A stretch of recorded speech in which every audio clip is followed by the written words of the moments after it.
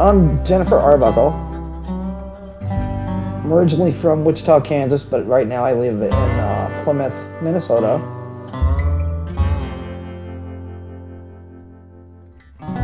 My name's Connie Ashba.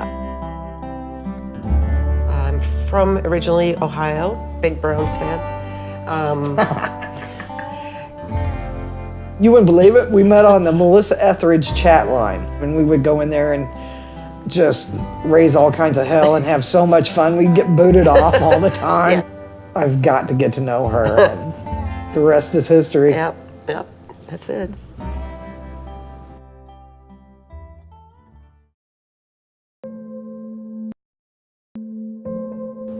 When I look back, there was signs of it long before I knew. In 2014, I had a mild seizure. My whole arm went numb, and I couldn't talk.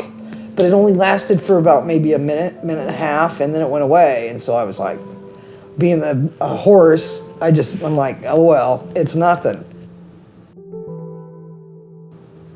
Well, then on December 22nd of 2016, I had a grand mal seizure. And they found a golf ball-sized tumor in my right frontal lobe that had to be removed. It wasn't until maybe a week or so after her surgery that the pathology came back, and we then discovered that it was cancer and would require chemotherapy.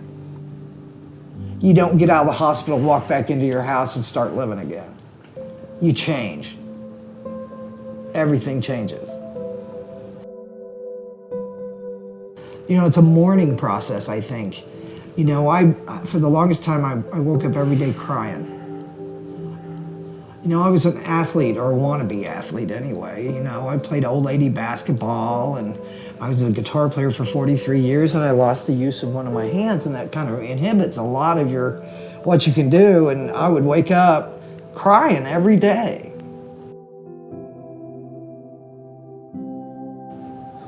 When you go through something like this, it's always good to have the support of people that have been through it already.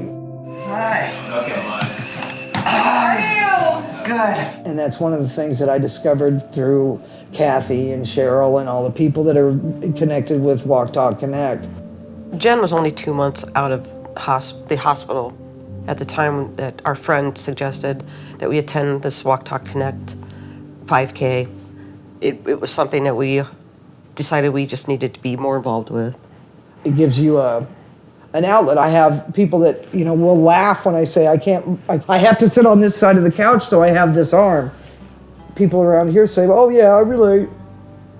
I've grown past the sadness. I've mourned enough that my new normal, I can still work on it. I'm not done, but I'm not crying every day anymore.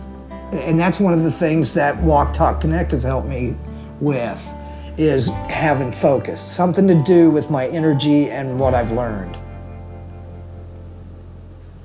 Going from a partner to caregiver was, in my situation, very difficult.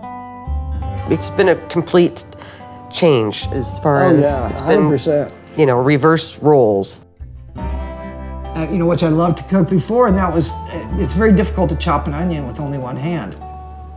Well, there's a cutting board that has a vise on it, and Connie got me one for Christmas, so I'm able to start cooking. And if you let people help you all the time, then you're never going to get better. You know, I try and help with laundry, and I try and help with little things, you know, like I like doing the dishes and stuff like that now. But back in the day, Connie was doing everything. But we've learned things, you know, I've learned how to cook. Yeah, you're not pretty as good horrible at it now. Yeah, we set off the smoke alarm a couple times. Yes. Well, neighbors will come running out. I'm like, just me cooking. The fire department actually showed up once for meatballs. Yeah, who burns meatballs? Who burns meatballs? I do. You know, this is such a difficult thing to go through in a marriage or a couple. You know, you're in it to win it, and you got to work really hard, but sometimes the only thing that we can do to get our emotions out is to literally yell it out and get really angry at each other and yell about it. And, more than once we've done that. We yell it out and we laugh a lot. A lot. And in between tears. Yeah. Fortunately, I'm really lucky. I'm really lucky, and it's odd for somebody that's had a brain tumor and brain cancer of the brain to say they're lucky, because you got rocket science and you got brain surgery. You're right up there in the most difficult thing that's ever going to happen in your life. In the long run, I lost the use of my right or my left arm, and I have a very distinct limp, but I'm working on getting rid of all of that and getting everything but my hand back. Just finished my chemotherapy. I'm gonna find out next week if I get to call myself cancer-free.